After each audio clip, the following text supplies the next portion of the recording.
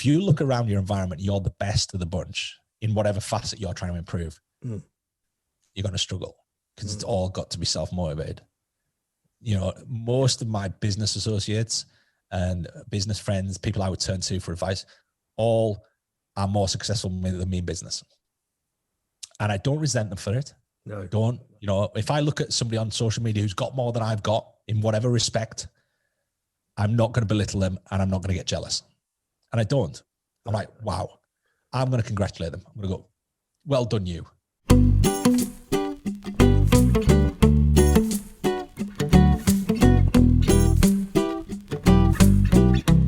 Hi, my name is Johnny Lawrence and welcome to another episode of Life Talk. It's no secret, but for the past decade and a half, I've been a health and fitness coach in the health and fitness industry. And I've learned a lot over that time that I've been a health and fitness coach. I've learned that exercise is very important and that there's many different ways of achieving activity in your life. I've also learned that nutrition is really important. And there's many ways of implementing good nutrition to get the results you want in your life too. But what I've observed over the time I've been in the industry is it's your habits, it's your behaviors that, and your mindset and the way you think that ultimately leads towards what actions you take. And them actions then dictate your results. And nobody has helped me understand this time after time like today's guest. Today, I have the Global Director of Education for the Advanced Coaching Academy and the co-founder of HMN24. Of course, I'm talking about Phil Learney. The wisdom and the knowledge bombs that get dropped in this episode are unbelievable. His ethos and his way of looking at the fitness industry and just self-development in general is just a breath of fresh air. It really is. It's you can just hear the 20 odd years of experience behind the words he says. So today's a fantastic episode. You will really enjoy it. So yeah, sit back and relax and sit under the learning tree with Phil Learney. Let's get to it. Hi, my name is Johnny Lawrence and welcome to another episode of Life Talk, the self-development podcast. Today I'm here with someone very special. Someone who's been very influential in my career. He's going to be blushing now. Someone whom I've respected for a great while in the industry. And actually also somebody that, you know, I've been very lucky in my 15-year career to be in the room with some great coaches. And we always have that debate about who's the best coach, who's the best bodybuilder, who's the best powerlifter. And quite often we all disagree, but we tend to always disagree that there's a very much a respect for this chap. And I'm obviously talking about Phil Learney. How are you, Phil? Very well, thank you. Momentous introduction. Thank you very much. One tries. I also should say that you are the Global Director of Education for the Advanced Coaching Academy, and you are the co-founder of HMN24. Is that right? Correct. Yeah, great. I mean, I'm excited to dig into all of that as well. But I mean, how are you, more importantly, in this very strange times that we live in? Busy. Life is hectic, slightly different structure of hectic, I guess. Obviously, we've got the kids at home, so they're homeschooling. And it's just different. Yeah, I mean, it hasn't altered really. I've worked for myself for 8 or 9 years now. I've worked predominantly from home for 6 of those years. So really, with respect to the pandemic, all it's really stopped us doing is traveling to meetings, doing events, obviously seminars and things like that. We haven't done any in 2020, and it doesn't look like we'll be doing any live ones in 2021 as it stands. And you know, hopefully by the time this goes live, that, you know, there'll be some kind of light at the end of the tunnel with respect to doing live ones. We're planning some online stuff. We just avoided that market really in 2020 because it was, you know, we just felt like everybody was jumping on and everybody, you know, there's more important things really for people to be getting used to Zoom and things with family and friends rather than necessarily jumping on Zoom to learn and educate. But obviously, as we've moved on, I think it's now an opportune moment to start the stuff that we normally do remotely, because people are now comfortable with it, right? You know, people are comfortable with the Zoom, people are comfortable with podcasts and things like this. And I think it's just a more welcoming environment. People realize that the dynamic actually works. You know, you can be on a screen with multiples of people and it works. You can make it work. You know, people are having parties on Friday nights with Zoom people and blah, blah, blah. I've set up a webcam on top of our screen. We have a massive TV screen, I think like 75-inch TV, and we stick a camera on the top of it, and I run it all through my laptop. So we Zoom with everybody on the screen, and, you know, it's neat. It's nice to see family and things like this. So it's been different. It reminds me of that. I don't know if I'm sure you've seen it, you know, Back to the Future 2. Where he has the screen. Yeah. And it's like all of a sudden that's what we're living, right? I'm still waiting for the dehydrated pizza though. Like he chucks the little thing in the thing and it pops out as a pizza. Yeah, well, there you go. If anyone could do it, Phil. But the quality on the tellies is terrible, isn't it? In Back to the Future. Well, yeah, we've definitely nailed that. I mean, we look at all these things where things were once set in the future. Everybody was referencing the Mad Max thing, weren't they? Yeah. Where Mad Max was set in 2021, right? Of course, right. So it was, you know, everybody was like, you know, is this suitable attire for 2021? You can imagine what they were all wearing Mad Max, right? Lots of leather with studs and. Well, to be honest, the way the year's gone, it wouldn't surprise me if we ended up in a Mad Max situation. It would probably perfectly acceptable on your afternoon walk. Well, I'll note that down. Yeah, leather. I would imagine there'd be a lot of chafing going on. You know, be lots of baby powder involved, I would imagine. It doesn't really fit with the Mad Max image, does it, though? Baby powder. No, I don't think where we live, I don't think that will go down terribly well. I mean, part of what you just said there, I think, is why you're so universally respected. And that is the fact that although there may have been a business opportunity at the beginning to go online, you did the human thing and you accepted that actually people need to be with their families right now. People need to be comforting and reassuring their kids and doing that instead of maybe doing the online learning, you know, and things like that. So I think it's that screen time thing, Johnny. It's you know, at the end of the day, you know, we're all spending more time on our screens than ever before. You know, I literally am at a screen. There's a screen there, screen there, screen there. I've literally got screens everywhere, and my life circumnavigates around screens. And it's just nice when there's a friendly face at the end of that screen. And obviously doing things like podcasts are great, but, you know, in different times we would have been maybe doing this in a coffee shop or doing this in a studio or something like that. And there would be a different element to it, and there wouldn't be this screen involvement. Yeah. And I think there's so much of that. And I think it's something people just needed to get comfortable with. And I didn't feel comfortable all of a sudden going, look, we can deliver what we delivered last year in a live format, in a digital format. And because we weren't really ready for it, and it just didn't seem the right thing to do then. But you know, we've slowly been developing, sort of putting things into that presentation. It's very hard. I'm a very interactive kind of presenter.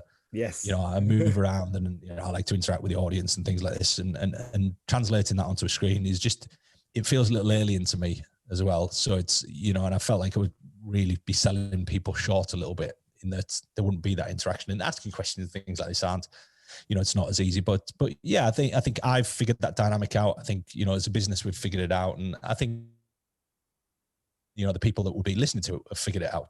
So it's, people feel much more comfortable having that conversation, right? So yeah, and I think you're right. It's all about that timing and just being sort of you know, aware of how people are feeling at certain times. You know, no one needs the pressure of thinking they should be educating. I mean, we all had them people at the beginning of the year that had a list of all the things they'd accomplished during the pandemic, and it was a bit much in some cases.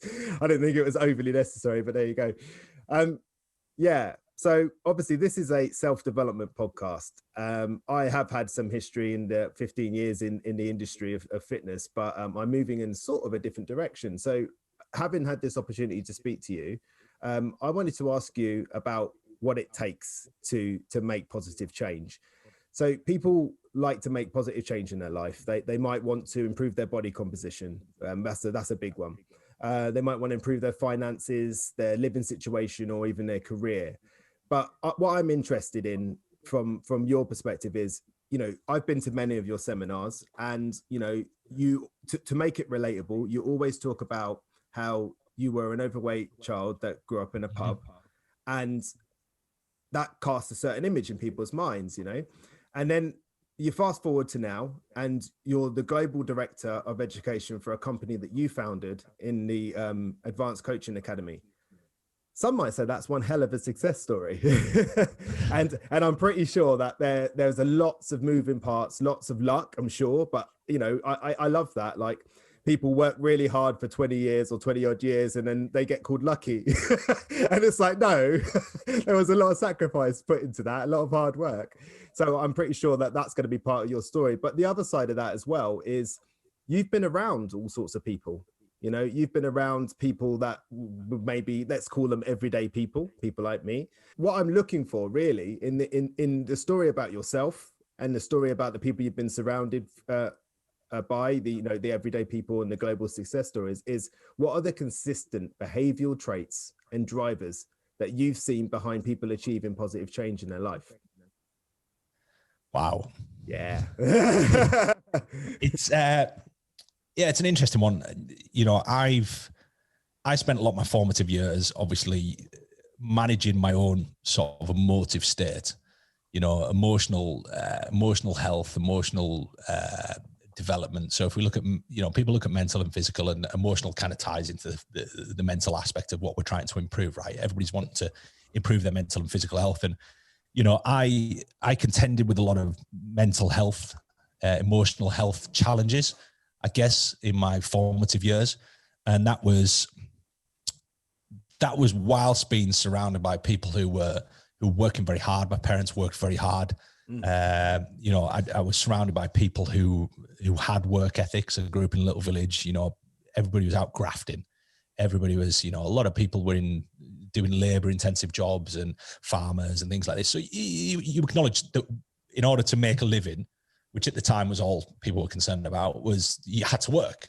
Yeah. You know, you had to work hard. There was no social media influencers. Nobody sat at a computer and making thousands and thousands of pounds. It was, you know, you got a job, you went out, and a job involved sweating, you know, and working hard at something. You know, if you had an office job, it meant mentally you had to be challenged, and, you know, there was a lot to it. So I was surrounded by that, but also I was surrounded by people. You know, I grew up in a pub. You know, I watched my parents, you know, converse with complete strangers for years and years and years. I conversed with people who at the time were complete strangers, and, you know, developed multiples of friendships, colleagues. You know, by the time I was probably, you know, 18, I knew a lot of people, you know, simply because of the networks I've been in. You know, I played a lot of sport, all those different things. But, you know, I was overweight as a kid. You know, I'm making no bones about that. And at the time, you know, in today's day and age, I probably wouldn't be as much of an outlier as I was then. You know, when I was a kid, I was like the biggest kid in school. And nowadays I'd probably sit somewhere in the average, which is kind of a, you know, concern in itself. But obviously as this evolution occurs, the degree is to which the people that sit as the outliers are always the people that ultimately get it in the neck, right? Because people don't like it. It makes other people feel uncomfortable and makes other people feel awkward and blah, blah, blah. Because people are different. Yeah. So if you put one person who's different in a crowd of people who are all very similar, they stand out, you know. And that was, you know, so there's a lot of lessons that I learned along that time. And then, you know, with respect to careers, I always wanted to do something I loved, or I always wanted to do something that I enjoyed. And I think that was also, again, being surrounded by people who you could see were doing jobs they hated. Yeah. I was like, oh, I don't want to ever do that. Just get lumbered with this job that I turn up every day and just get paid a paycheck at the end of the week and go out on a weekend. And that was kind of the culture where I was, you know, a small town, small village, and people lived for the weekend. Yeah. And that was, you know, so I was privy to all of that stuff. And that was all part of that development. And then obviously started working with people, you know, and something I didn't know, and I knew years later, was that I was very good at communicating. I had a knack of communicating with people, and I found very relatable things very early in those conversations. So part of that was find something that you can relate to and talk about that. And that was just something I did because I watched my dad do it. You know, my dad would have a complete stranger, you know, we'd have a lot of visitors. We were in the Lake District. So you'd have a load of walkers and things like this, complete strangers. They'd walk in, Dad'd find something about them, and then they'd talk about it. And I'd watched him subliminally. I watched him do that. So that was something I was very good at early on. So that helped me nurture clients because I was a young kid. Most of my clients were much older. You know, personal training was a new thing, particularly where we were at. So it just developed from there. And then over the years, you know, I kind of cultured those soft skills and cultured those different things. Then it just pushed me down different avenues. Now, with respect to, what are the traits, I guess, is what you're asking, right? Yeah. So the traits of these people that are successful, and these people that accomplish things in life. And I think a lot of that is obviously down to behaviors. It's down to a lot of the things that you do on a daily basis, and you frequently do. And that became a large part of my world probably early on because of exercise, because of training. So the first thing I was committed to was training, because that was the thing, that was the behavior that I saw as my way out. So, I was getting teased, tormented about my physical shape. So I was like, right, what do I need to do? I need to diet, and I need to move more. I need to exercise. Now, I enjoyed exercise, didn't enjoy dieting so much, and I didn't really understand it. Yeah. So my idea of what dieting was then, it was quite bizarre, but it wasn't difficult for me to sort out because, my dietary habits were pretty bad. Right. I remember we grew up and we used to put sugar on toast and you'd like laid in white toast with butter, and then you'd sprinkle sugar on it and then dust the sugar off it. And there was just these things that that we did. And I grew up in a pub. My idea of hydrating was, putting a glass underneath the Coke pump and drinking it. And it was very easy for me to make a few alterations.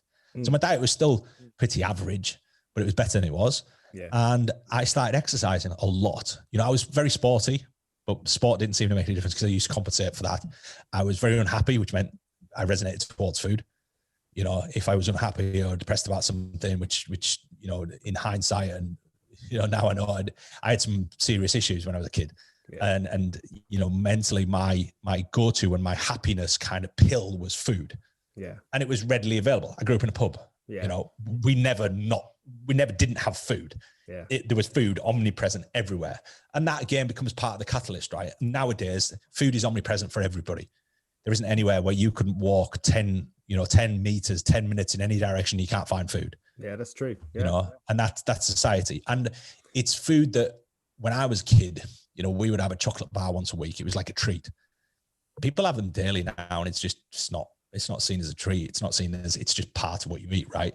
Yeah, but even McDonald's isn't really a treat these days, is it? No, it's just something that people have.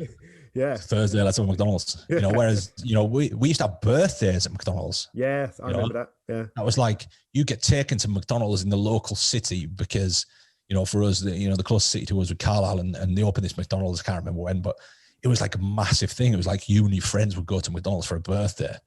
Do you remember the Wimpy? Yeah, Wimpy, yeah. I remember pushing. We were talking about Wimpy the other day. There is actually one near me. And I always remember a thing called a brown derby, which was a hot donut, and they used to put whipped ice cream on top of it and sprinkles of nuts on top of it. Yeah. And I said to my wife, I said, it popped up on Deliveroo. And I said to my wife, I wonder if they still do them. Did they? I remembered it.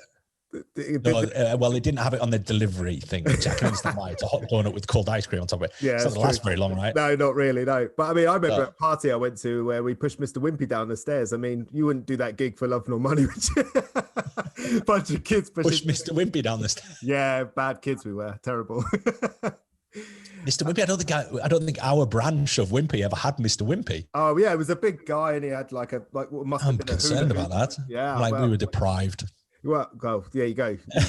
Maybe you need to contact them and say, hang on. But hey, we were a small town. Where did you grow up? Hertfordshire, Hitchin. Hertfordshire, yeah. So, we were a small town with Cumbria, and, everything was, we probably got McDonald's 10 years after everybody else. Oh, okay. Yeah. It was, it was a different world.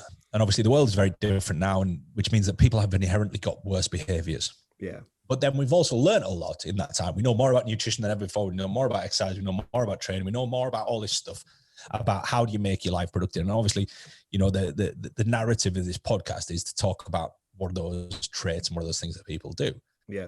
And it all comes down to the behaviors. It all comes down to how do you move someone to a phase of changing a behavior.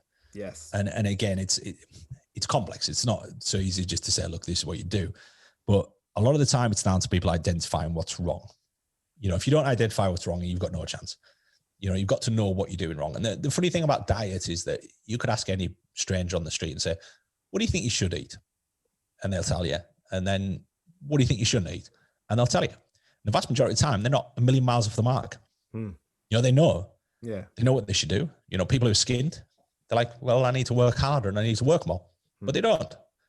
And it's bizarre. It's this real, almost self sort of sabotaging process that people go through. Because, and again, mental health is a massive thing and emotional health is a massive thing.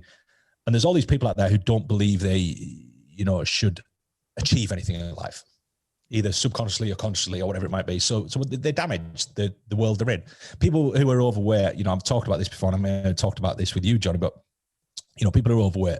And what I learned over the years dealing with people who are overweight is that some people were terrified of losing weight. It's what they wanted. They'd come to me, they'd be like, I want to lose weight. And they'd have all these different reasons for losing weight. And primarily it was all about, their self. It was all about them having a better relationship with themselves. So it was, and there's nobody there that should tell you, look, you need to look a certain way, because that's bollocks. It's people like, you should look a certain way. You shouldn't really. Part of the bigger problem that we have is we have this perception of, you've got to look a certain way in order to be respected in certain fields or however it might be. And these people come to me, and at the end of the day, I don't care about their weight in many respects. Now that sounds really, no, I understand that. No, I do understand. I don't care about their weight. I care if they care about their weight.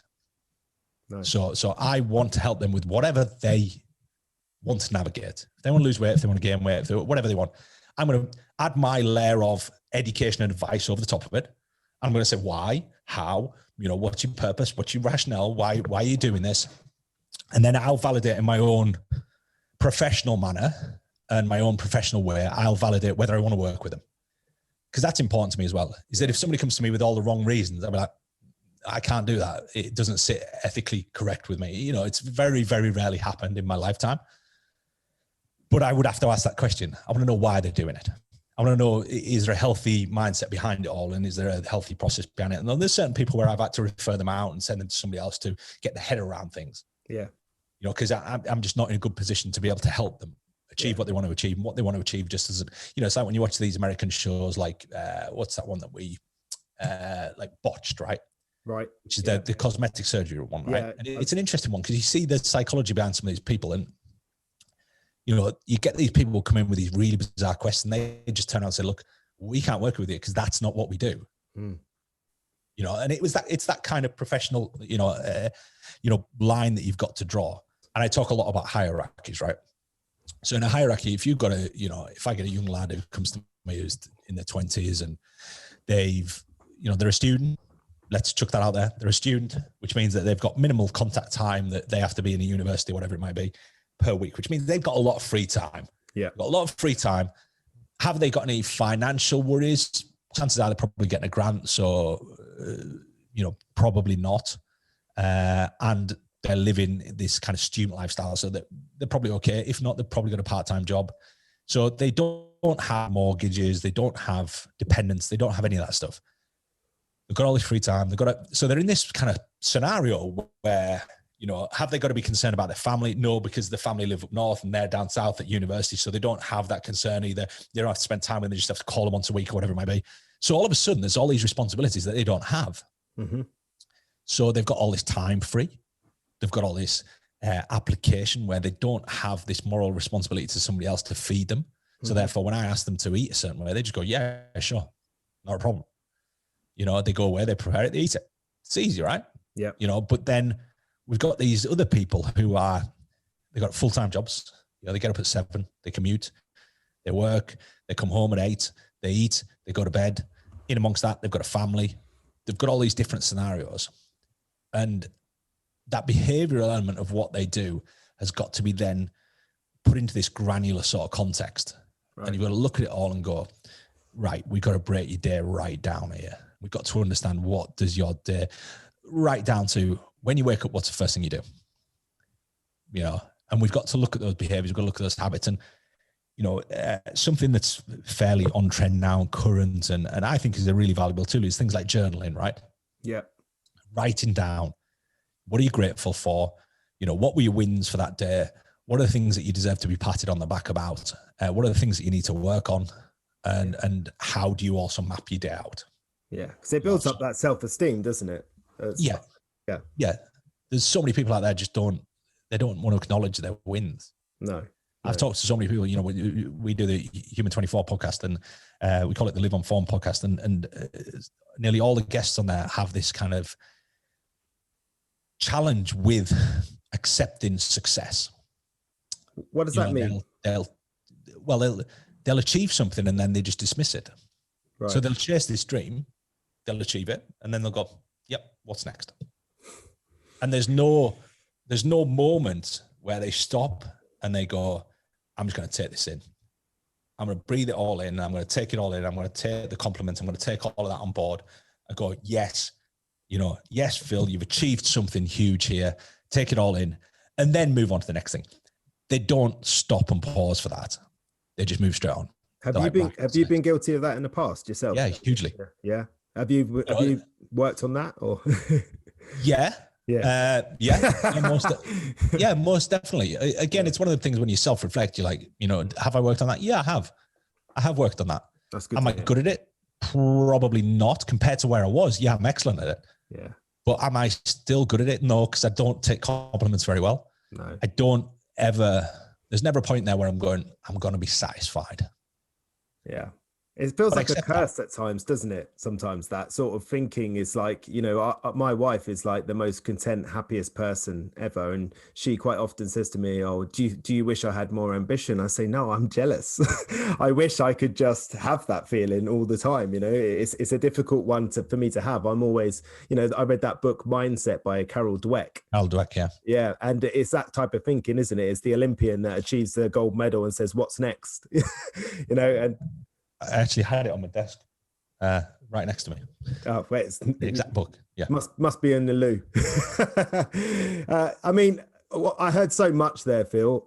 From, you know, what sounds to me like the moment that things really changed for you as a youngster was when you took control in some way, whether that was you training and looking into education or something else. But it sounds to me like, you know, and I've heard you say it before many times, that it wasn't just your physical appearance that changed. Something else changed within you once you started down that journey. You know, it's hey, Johnny, it's a massive oversimplification, but ultimately I realized that the only person responsible for my own actions was myself.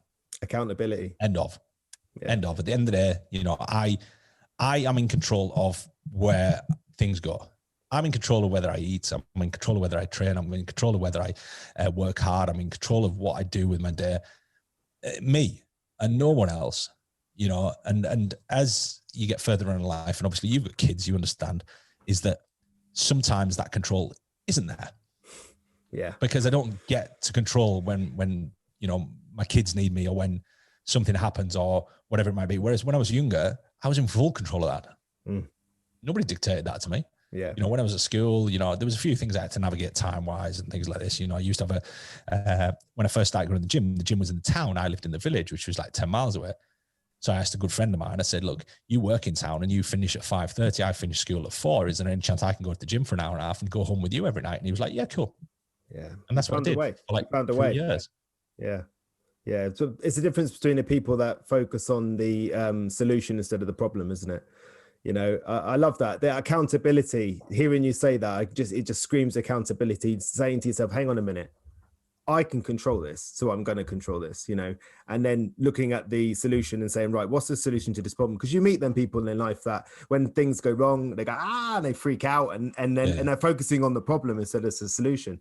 So, I mean, that sounds to me like a strong behavioral trait and driver is accountability. Would you agree with that?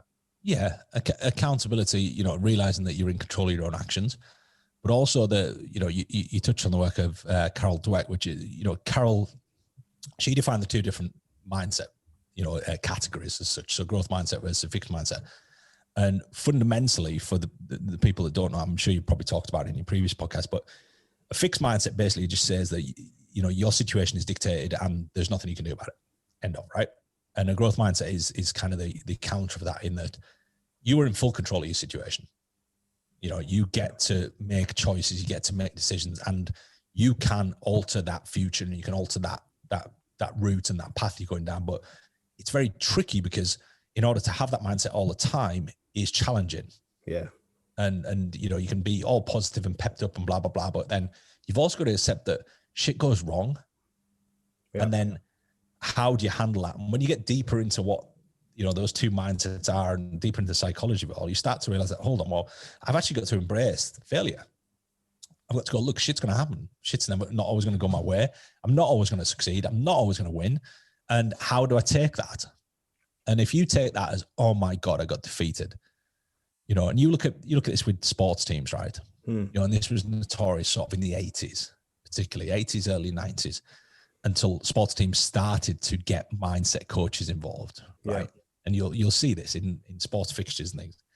Teams used to get on losing streaks, right? Look at it nowadays.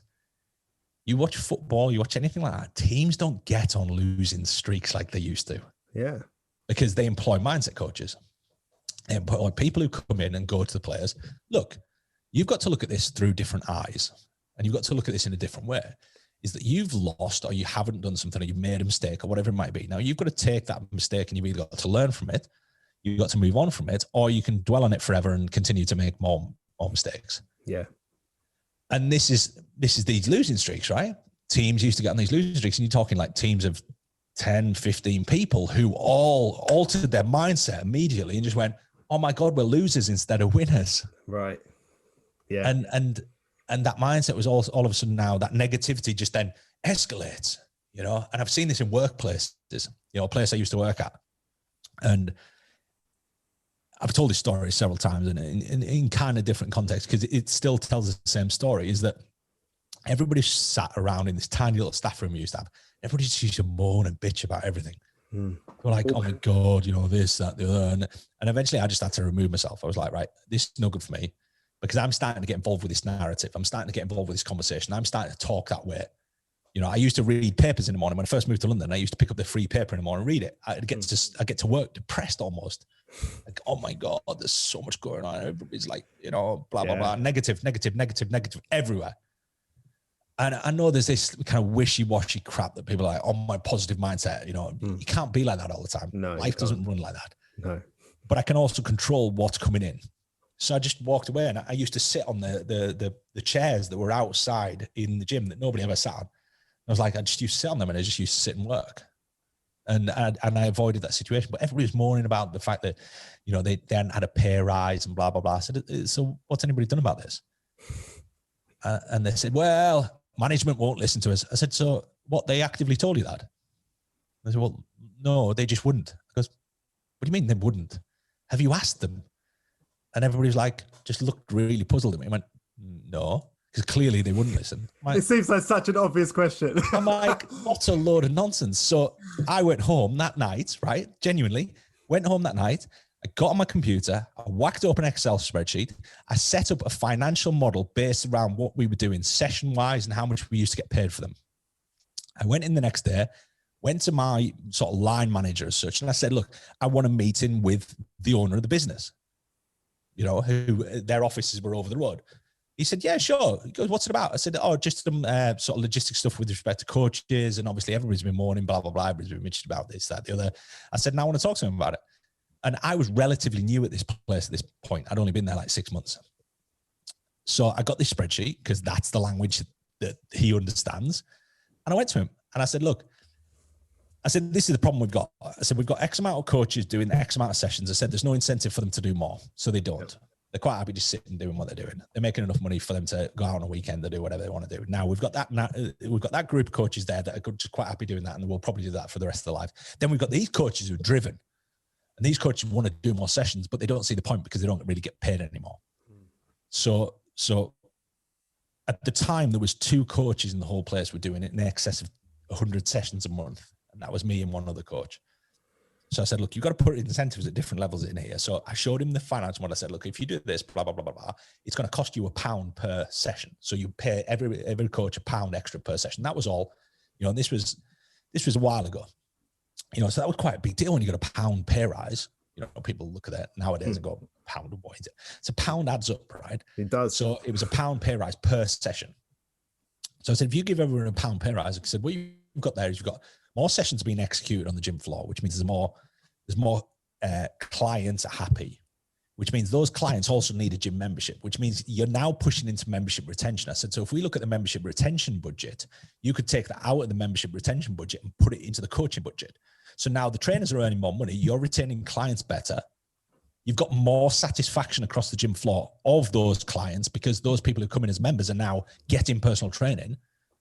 And you've also got this retention loop where ultimately further down the line, you're going to need more coaches. You need more coaches again. Those numbers go up again. He was like, yeah, that makes complete sense. He goes, let's do that. Let's execute it. Next day, everybody gets a pay rise. Yeah. And that was all down to this mindset where they're all like, oh no, they won't listen. Oh no, they won't do this. Oh no. There hasn't been a single job I've been in where I haven't approached management about ideas that I have. Yeah. I've gone and said, look, you know, I work for this business that they actually moved me and I worked in the Bahamas for a while. Oh, that must have been awful. Yeah, it was horrendous. So I went to Bahamas, and on the first day there, I broke their financial records. Like the first day there. And they were like, you know, what did you do? I said, I didn't do anything. I just did what I needed to do. You know, and things weren't, you know, there was nothing complex about it. We've got a little one here. Hello. Just walked through the door. You figured out how to open doors, clearly. Oh, there you go. So those of you that are listening to this podcast, my daughter has just walked in. It was 21 months. Oh. So she's just a little head just popped up by the desk there. So it was this whole thing of this negativity around everywhere. And it's just this mindset, right? Yeah. And this is the problem when you get people who grow up in areas where there's this massive negative mindset, right? You know, you talk about like, people talk about the weather, right? You go to somewhere where the weather's grim all the time, there's a higher rate of depression. You go to an area where income isn't great, there's a higher rate of depression. Yeah. So emotional health is massively important alongside mental health. You know, is how do you deal with situations? Do you get angry? Do you get pissed off? Or do you just go, oh, well, there's nothing I can do about that? And I'm horrendous. I piss people off to the extent that I'm so positive about stuff. There'll be like a national disaster, like you know what we've been dealing with the pandemic. Global pandemic, yeah. Everybody's like, you know, I said, it's what it is. Can't do anything. I said, all I can do is follow the rules. All I can do is follow the rules and get anywhere. That's all I can do. I said, outside of that, there's not a lot else I can do. So I've got two choices: either get on with it, or I sit back and I go, oh my God, life's so hard, life's so difficult, life's so this, that, the other, and do what a lot of people have done. Yeah. And go, oh my God, it's so different. I don't like this. And I get that people are losing jobs, and I get that people have, it's been real challenging. And I'm fortunate that I'm in a position where my business could continue to operate and run, but we've lost huge amounts of earnings this year. Yeah. Huge amounts. Yeah. But then we've also had other opportunities because of the situation that's been in. And what's I hope is happening out of this is that people are learning that there's other opportunities outside of what they currently do. Yeah. You have people who at the end of this will have changed careers and they'll now be happy. Yeah. They'll have been in this miserable state, and it's taken them just a moment just to stop and go, right, I'm not working right now. And they look back and they go, oh my God, I was so miserable. Didn't spend enough time with my family, didn't do this, that, the other. And all of a sudden now they start to look at this balance, and they start to figure this balance out and negotiate it a bit better because they never got a chance before. Yeah. It's like people with, there's loads of people out there who are worth millions, who are miserable as sin, have really messy houses, have, because they just don't get time to do any of this other stuff that people perceive as this dream. They don't have, we commented about, there's a picture of a celebrity on telly today and their bedroom in the background. You're like, oh my God, what a shithole. And these people are worth huge amount, like telephone numbers. Yeah. And you're like, well, because they haven't got time, because they're so busy doing other stuff that they just ain't got time for that. Yeah. And that's part of, and for me, part of my mental health and part of, I'm always like, right, I've got to have a tidy workstation. Yeah, I'm a bit like that. Even just take that. I mean, anybody who's listening here, right? It's like a bedroom that's tidy. Yeah. Tidy your bedroom, make your bed. When you get into bed, you'll sleep better. Yep. You will. Yeah. Making that bed in the morning is the first thing you've achieved, isn't it? Yeah. It's a military thing. It's a military thing. It's start the day with an accomplishment. So start the day doing something that you're going to accomplish. And it's the same thing that we talk about with exercise, Johnny. And again, you've experienced this in the industry, is that a large part of progression in exercise is accepting failure. Yeah. Yeah. you're going to fail on a daily basis. Yeah. You know, it's why rep ranges are never specific. They're ranges. So when people fail, they don't feel as bad. Do you know, it's great to talk to you. I mean, so far what I've got is accountability. Don't be afraid to fail. And a little bit of facing your fears as well. Like, you know, you had a whole room full of people in your example there just moaning about something. And you're like, well, why has no one done anything? Because they're scared. You know, they didn't want to do that. And you were like, well, it's okay to do it as long as you do it in the right way. And that's what there's that word again, isn't it? That word that you use so often, context. That word that and it goes back on what I was saying to you before about people who are overweight, right? So many people quit or don't progress with weight loss because they're terrified of the outcome. Yeah. You know, and I've talked about this before, and you'll have heard me talk about this, is that you get somebody who's been overweight their entire life, which is, as coaches, this is who we deal with. We largely deal with people who are in their 30s, they've gained weight slowly over years and years and years. Now they're overweight and they're not happy. And they've realized that part of that not being happy is the fact that they're not in control of their environment and they're not in control of their physical selves. And they feel, you know, they wake up in the morning feeling miserable and feeling crappy and they don't want to move and they don't want to exercise and all those different things. So part of that whole process is they've now carved out this whole, and especially with people who are massively overweight, right? Yeah. People who are massively overweight, right?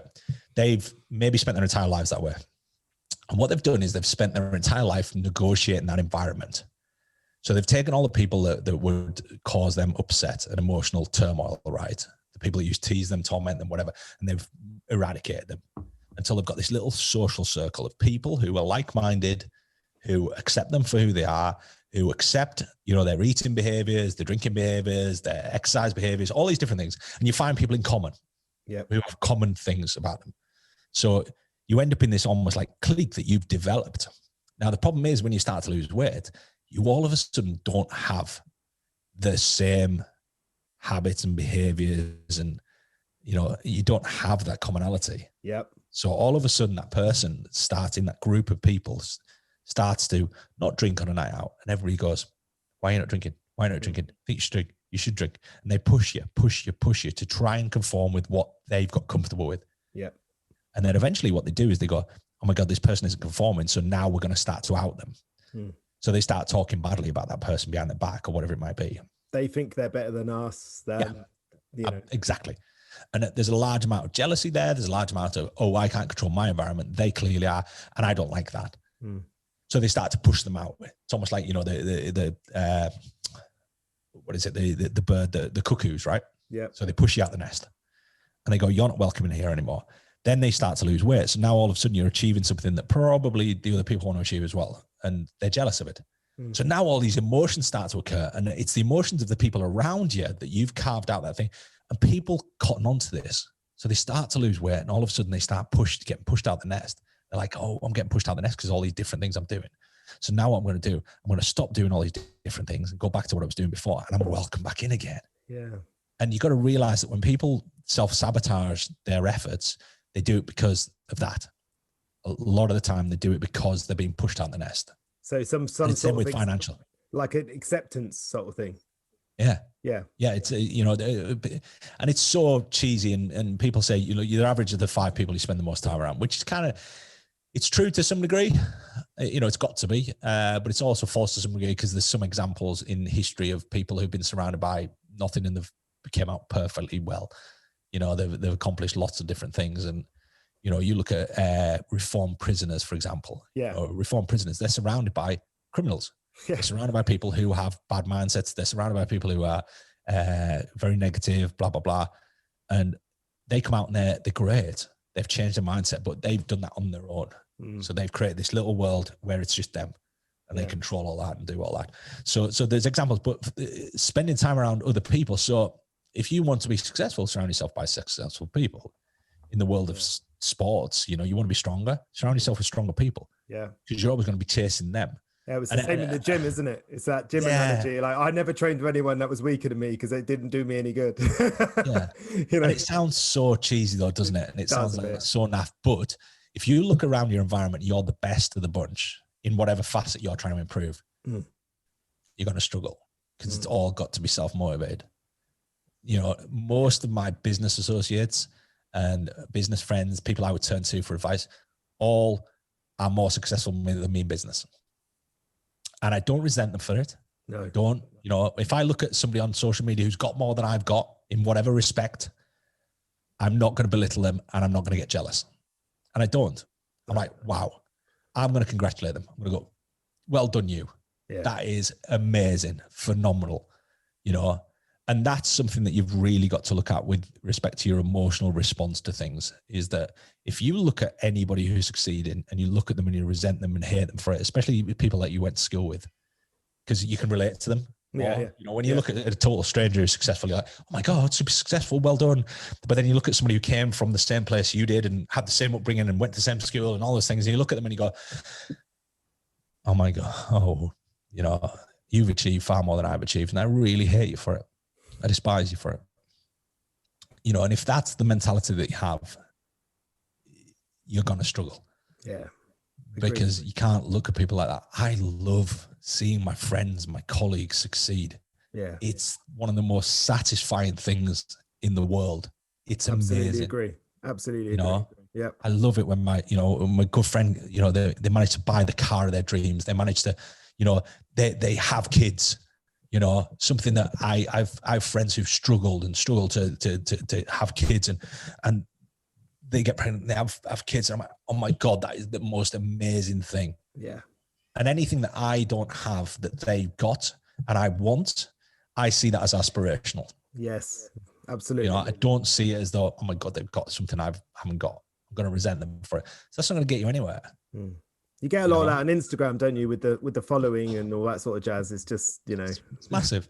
Yeah. And the thing is, what you're going to realize that, and again, this is something I learned early on in my life, is that people who bully other people, or people who condemn other people, or people talk down to other people, or people who troll, or whatever it might be on social media, the problem lies with them, not with you. Right? It's their issue. Nice. They've got an issue. They're projecting that onto you. Don't let them do it. They want them. Yeah, let them do it. But sometimes, you know, even reach out and just go, hey, what's up? What's the problem? Yeah. No, why are you doing this? You know, and you've got, and when you'd realize that, you're like, yep, I can just brush it off. And, you know, 10 years ago when, you know, I first sort of started on social and things like this, they used to really get to me. Like really get to me. They would play on my mind. I'd like have one bad comment and it would play on my mind for days and days and days, because I wanted to please people. I wanted to do the right thing. And even when I did the wrong thing, it was very hard for me to then look back and go, oh my God, I'm so sorry. I got that wrong. I didn't get it right. I just misread the situation, whatever it might be. You know, you've got to be able to almost man up to it. Again, that's a horrendous term, but you're full of cliches today. Yeah, you're not allowed to say that thing nowadays. Well, people get what I mean, right? Yeah, I do. You know, step up to the plate and you got to go, right. I did it wrong. You know, I made so many mistakes in my career. Made so many mistakes. I've got involved with so many little cliques of this, that, the other, where my mindset gets shifted into this position where it's almost like a belief system, right? You get pushed into these things where you're like, oh, I've got to belong to something. So I'm going to promote that diet. I'm going to promote that training style, and I'm going to do this. And I belong to that clique. I'm a coach. I don't belong to any clique. Nice. I embrace training, exercise, movement in whatever guise. As long as it's intelligent movement, I'm cool with it. I don't care what it is. Yeah. You know, I want people to move. I want people to exercise. I want people to enjoy it. So if people don't enjoy going weight training, don't weight train. Do something else. You know, I want people to enjoy the diets, but there's got to be a balance there. It's that enjoying your diet is getting the nutrients and things like that from it, because again, that's going to help you physically and your mental health as well. And also at the same time, and it's hugely satisfying, right? You know, you eat a good meal and you know it's got all really good nutrients and blah, blah, blah. It might not have that kind of taste explosion that goes off in your mouth, but at the end of it, you're like, yeah, that's good. Yeah. It's like when you hydrate, you know, you hydrate properly. You're like, I feel much better from that. And how much that's placebo or not, I don't care. If it makes you feel better, do it. I mean, I feel like we've gone full circle with it all. I mean, we started this conversation in a very similar way. And, you know, I asked you, what are the consistent behavioral traits and drivers behind achieving positive change? And so far I've had accountability, not being scared of failing, looking into fear and sort of embracing it, you know, doing things that might not feel that comfortable, and surrounding yourself with people that are better than you, or the right people at least, or at the very least, not surround yourself with negative people. And I mean, they're massive. They're massive things that are very, very sort of achievable, if that makes sense. You know, they're things that it's implement tomorrow if they wanted to. Yeah, but it's like anything, you've got to assess it, right? You know, it becomes like almost like an experiment, right? It's like a science experiment. You've got to have control, you've got to have a variable, you've got to have all those different elements of what makes it a study in whatever, right? But if you don't accept where your problems lie or find where your problems lie, you haven't got much chance of changing them. No. So, you know, I've talked about this with things like, you know, ice cream, hedonic foods, right? You've heard me talk about hedonic foods before. Yeah, right? yeah. So hedonic foods just mean the kind of foods that you don't want to put down. So you've developed this behavior where you overconsume them. I have foods like that. Jaffa cakes, right? Jaffa cakes for me. I will never not eat an entire pack of Jaffa cakes. Oh, they're good though. They are. I won't. So the way I control that is I don't put Jaffa cakes in my environment too often. When I do, I just eat the whole pack and I'm done with it. Yeah. But I could change that behavior and go, look, I'm gonna have a couple, but then I don't enjoy it as much. No. And I've tried that behavior and it doesn't work for me. And then I've thought, right, well, you know, I'll have half today and half tomorrow, but then I'm still eating the whole pack. Yeah. I'm just spreading it out over a couple of days. So it's the same output and, you know, I might eat more or whatever it might be because of it. But ultimately, I've got to accept what are the things that I overindulge in? What are the things I shouldn't be doing? And how do I assess what they are and how do I then change them? So, you know, assessing your environment, assess the people around you. Look at the people around you, go like, who am I thankful for? And this is where this journaling kind of thing comes in, is that who am I thankful for? If you're not thankful for somebody in your close-knit circles over the course of a month, you probably want to distance yourself from them. Yeah, that makes sense. Because they give you nothing. They bring nothing to the table for you. I've got friends in my life who will always remain friends and colleagues. I've got friends who at different stages of my life were my best friend, who now I will talk to once or twice a year. Yeah. Because we have nothing in common anymore. And that's you moving out the circle, as you mentioned earlier. Yeah, we have nothing in common. Yeah. I met up with a really good friend of mine probably 3 or 4 years ago who we lived in each other's pockets when we were at university because we were at a similar stage of life. We wanted similar things. We had similar behaviors with similar habits, all those different things. We met up years after university, like 15 years after we finished university, and it was just awkward. Is that we had nothing in common anymore. We reminisced, which was fun. You know, it was nice. Oh my God, you remember this? Remember that? Remember that? Remember that? So what are you doing now? And then all of a sudden it's like, we just went, he went that way, I went this way. But, you know, I still love the guy. Yeah. Because we had some great times. He'll always be a good friend. And if he ever needs me, he knows he's got an open line of communication there. But you know, and the other way around as well. Yeah, I'm sure. But we're at different people. We're different people. We're at different stages of our lives. And it was great for that time, but it's not now.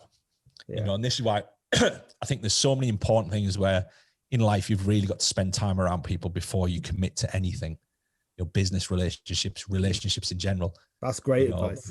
That's really good advice. Before you actually, you know, I was really good friends with my wife before we even got together for like 8 years. You know, we knew each other for a long time. We talked to each other on a level where we would just tell each other everything. Your relationships, who we were with, you know, how we acted and blah, blah, blah. And out of that, we'd learn what each other's behaviors were. I'm like, do I want to be with that kind of person? Yeah, I do. Yeah. And that makes sense.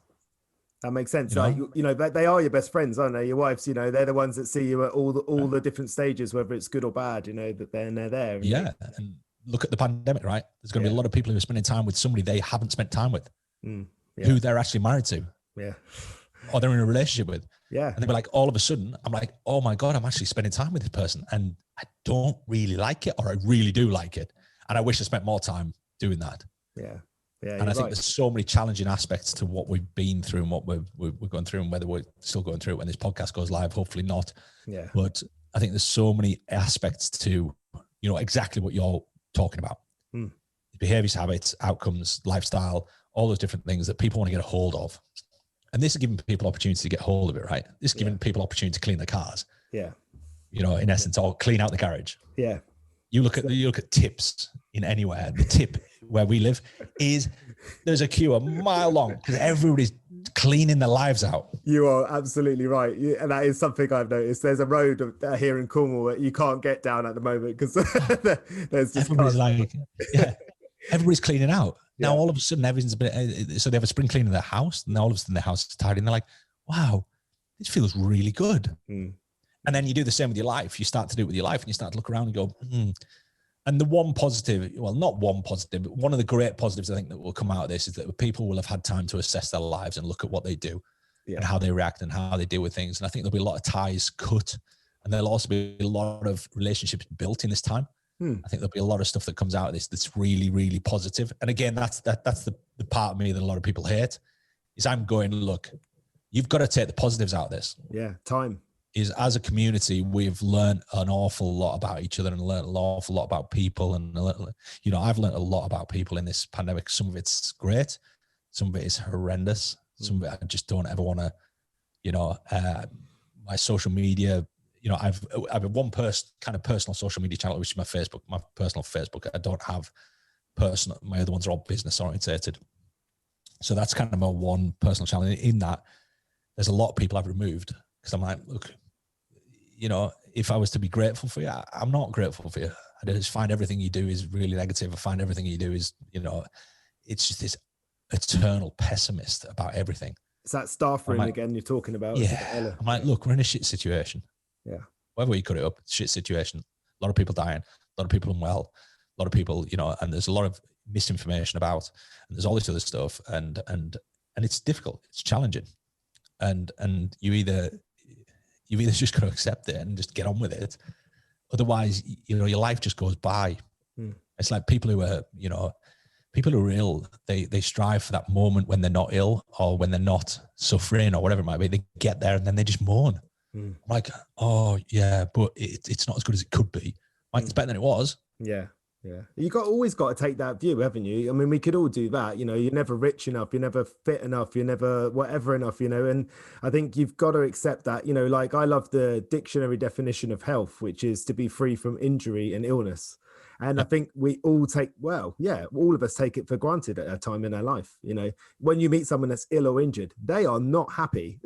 They are really, really unhappy. So to be not injured and not ill is a really good start. But it's an interesting quote, right? Is that the dictionary definition of health, but also our definition of injured? Because when people talk about injuries, they think, oh, musculoskeletal, damaged, whatever it might be. No. Injury is something that people are going through on a daily basis. They're getting injured by partners, not physically, mentally. Yeah. Their partners, their peers, their people around them, their social media. Social media is just literally people are scrolling through social media like this, getting injured. Yeah. Getting injured. Getting injured. You know, and these people are injuring me, but I'm leaving them there for them to do it again tomorrow. I might stop that shit. Just go through and go, they injure me. Gone.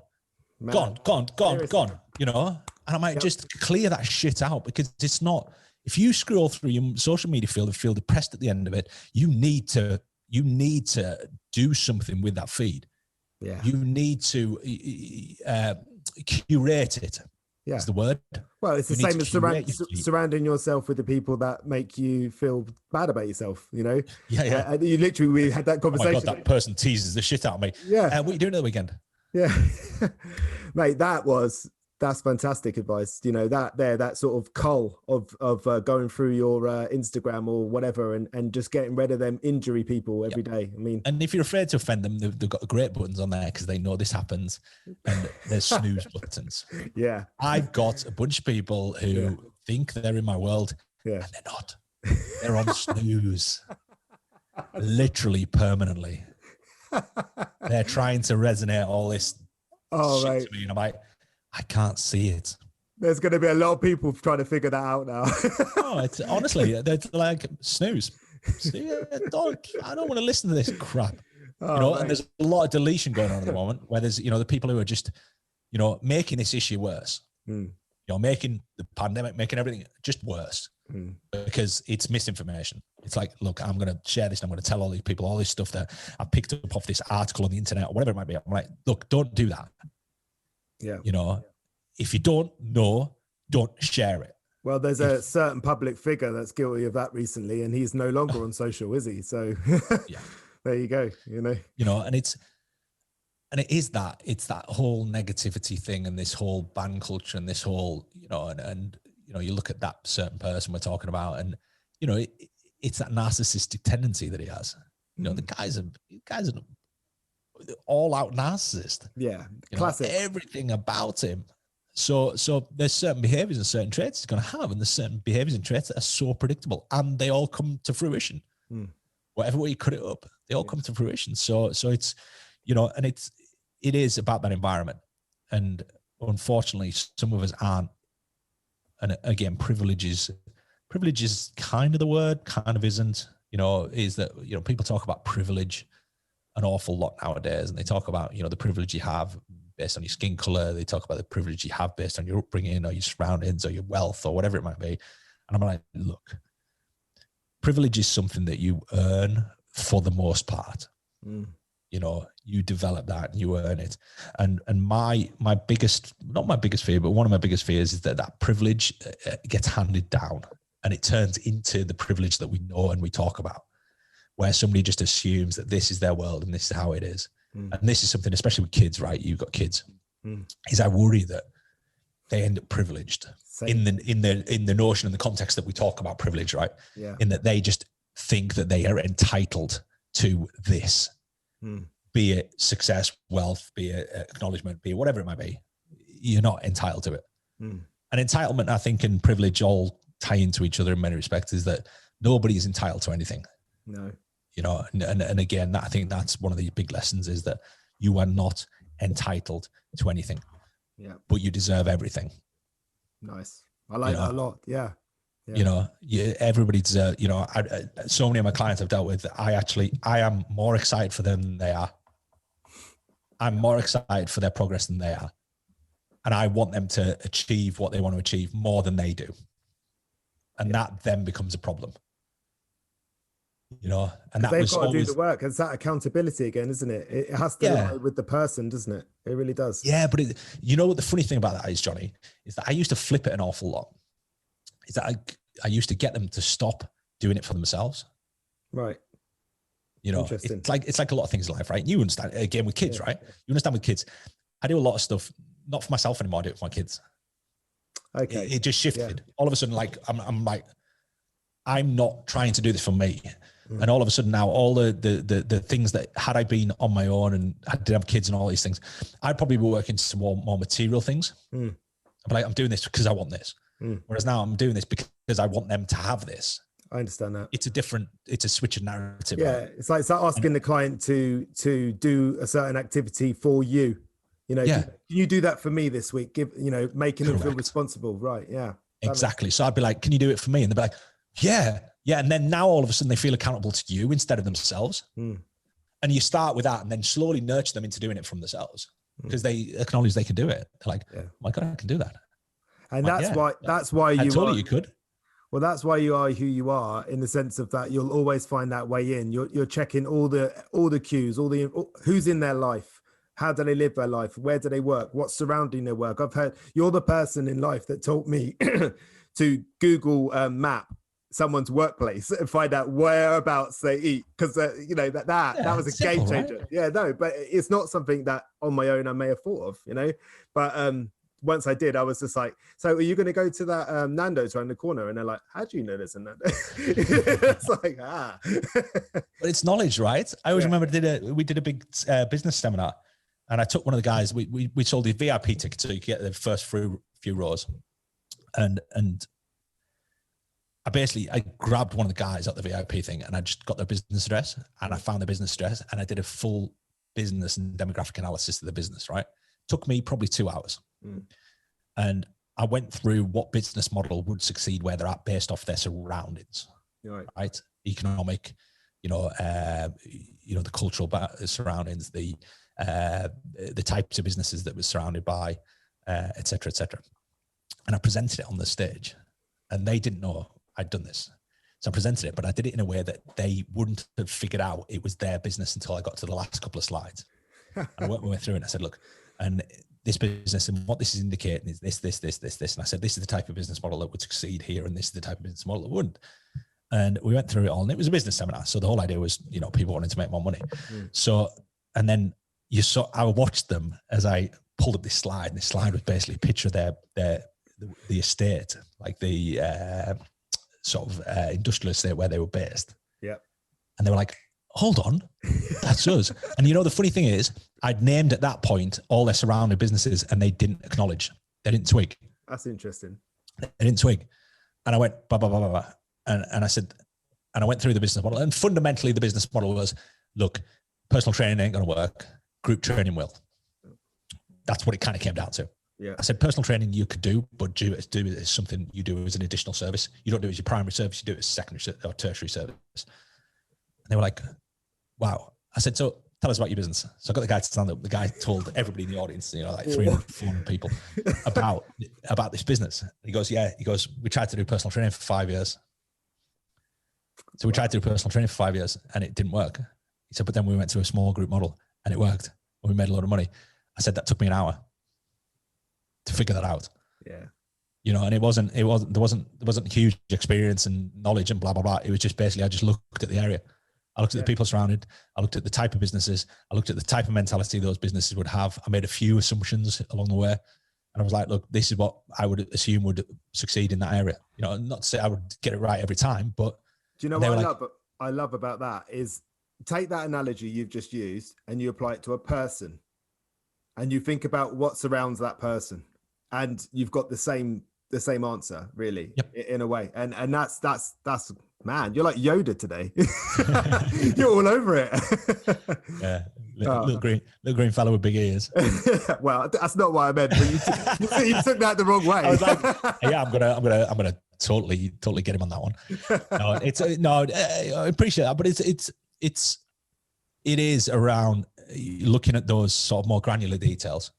Is that I want to know what, you know, I want to know where people eat. I want to know who they eat with. You know, my nutritional assessment has nothing to do with food until we get further into it. I want to know where they eat, what time they eat, and who they eat with. Yeah. That's more important to me than anything else. Because at the end of the day, if they're not eating with anybody, they're in control. If they're eating with somebody, I want to know who it is. Yeah. I don't know, you know, how do they control that environment? So if you go out with your mates on Friday night, I want to know you go out with your mates on a Friday night. I want to know where you eat. I want to know what everybody else eats. Because when I know what everybody else eats, you will probably eat, depending on your personality, you will eat what everybody else eats. Yeah. Well, you got that mate that's you're going to get dessert, and they make you feel like you've got to get dessert so they can get dessert, you know?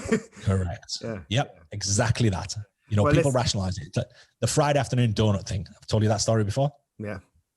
Friday afternoon donuts, people bring it into the office. The person who wants the donuts buys them all. So it's the most expensive single donut they'll ever buy. They buy them all, they go in, they find the people that they think have got the biggest willpower, and they go and offer them the donuts first. And if they say yes, they've just validated they're okay to eat it as well. Wow. So they detach the emotion involved with eating junk food. You with me? Yeah. No, absolutely. I mean, yeah, another one. It's a weekend. Yeah. Let's eat this. I'm like, yeah. Is that got to do with anything? Yeah. No, you're right. That justification, you know, I've had a crap day today. That's why I'm drinking the wine, you know, or I've had a good day today. That's why I'm drinking the wine. You know? If I want a glass of wine, I'll have a glass of wine. Yeah, just have one. What day it is. Yeah. Listen, Phil, I'm so grateful for you today. Still learning from you. Can't believe it. That's good. Yeah. That's good. That means that I'm not failing. I'm progressing. All the seminars that I've seen you do, and all the videos you put out. I mean, I wanted to thank you for one video in particular, how you feel about yourself, because yes. knowing you through this in this context that I do, you know, that mustn't have been an easy one for you, because that's not what I've seen from you previously. So that was where you spoke about how you'll never really accept yourself as, you know, how others do, you know. Yeah. And you spoke a lot about, you know, embracing the negatives, which I loved too, and understanding that you will fail, and that you can sometimes use that to be a motivator in your life. And then there was the other people's definition of what is happiness shouldn't lead you to your unhappiness, you know. Yeah. Another Yoda moment. it's just everybody's definition different, right? Yeah. You know, it's like some people, it's like, and there's all those 4 kind of versions of it. Is that I'll be happy when. It's just, and I've had a lot of moments. I've been fortunate enough to have a lot of moments like that in my life where I'm like, look, I'm chasing this and I'm chasing this and I'm chasing this. And then I get there and I'm like, oh, okay. It's not what I expected it to be. Yeah. And then there's other moments where I'm like, wow, that is a million times better than I ever thought it would be. Being a dad, right? Yeah. Being a dad. Yeah. That was like, that blew me out of the water. I'm like, wow. Everybody talks about this as if it's this big thing. I'm like, yeah, whatever. And I'm like, wow, phenomenal. Being a husband, like, wow, amazing. Yeah. To have that air of responsibility and that, and just have that unit around you all the time, that positive unit of, is phenomenal. And there's all those wow moments. And as I say, I've been fortunate enough to, and, I got into all of that fairly late in life, so I'd kind of done a lot of other stuff, and, I'd had those hierarchical changes of what took priority in life, and I had real diversity in it, where, family moved up and down, like your fitness training, exercise, all those things, and it was just interesting. I mean, we were texting, it was a Christmas or so ago, and we were trying to get a phone call, and I sent you saying, oh, I could talk to you today, but I'm in Exeter doing the Christmas shopping. You said to me, why are you bloody texting me? I felt so stupid. I was like, yeah, why am I texting you? It's just sometimes you need reminded, don't you? Just yeah. Yeah, no, it's very easy to get lost in the moment, isn't it? Especially when you work for yourself, it kind of never stops, does it? That 3 o'clock in the morning is my most productive time in the world. When I should want to be sleeping, and I'm there going, oh, I could do this, I could do that, and I'm like, go to sleep. Yeah. But I'm just going to summarize. You're not entitled to anything, but you deserve everything. You should hold yourself accountable. You shouldn't be afraid to fail. You should face them fears. Surround yourself with good people, positive people, not negative people, and take care of your environment. Make sure the environment supports you and what you want to achieve. Phil, I'm super grateful, mate. Thank you so much for your time today. Very welcome. I think people are going to get I think a lot of people are going to get a lot of value. Do you just want to point people to your social media, have a quick chat about this Human 24 as well? Because so social media, I've got where do we start? Right, my personal business social media, which is what it is at the PT Coach. You'll find advancedcoachingacademy.com, which is our learning platform. We offer education in business, nutrition, and coaching, and we also produce a lot of assets, material for businesses to help them escalate and scale their businesses. Custom branded material and things like this, which is a large part of our business now. And Human 24, which human performance brand. We have a massive community. We have articles, podcasts. We've got some phenomenal guests on the podcast, and that is all around that human performance narrative of performing. A lot of the stuff we've talked about today is 24/7 performance, and what we define performance as being is it transcends exercise and training and sport and things like this. Performance is all about how do you navigate your environment at that particular point in time and life. So performance for somebody who's a father is far more far different to what it was when you were maybe single bloke or whatever it might be. And the same with women who are going into motherhood and life changes, business, different jobs, things like this. And you've got to navigate that. So we're all about how do you navigate that and how do you negotiate all of that. So that's it's something that's sort of been in my head and in the process for about 10 years. That's finally come to sort of fruition and felt the right time really to do that. So that's phenomenal. And you'll find us at hmn24.com. You'll find more, tons of material on there, loads of articles, self-development stuff, things about discipline, things about, knitting your world, right? So yeah, it's, and all my other social channels are just Phil Learney. So my Twitter's Phil Learney, my Facebook's Phil Learney. We've got the PT Coach's Instagram. So yeah, you'll find me on all those channels. Well, as I said, Phil, thank you so much for your time today. And good luck with everything. And I look forward to seeing the Human 24 podcast and all that sort of stuff, and seeing how, I want to see what some of these guests are saying. I'm looking forward to it. So thank you very much. Awesome. Take care.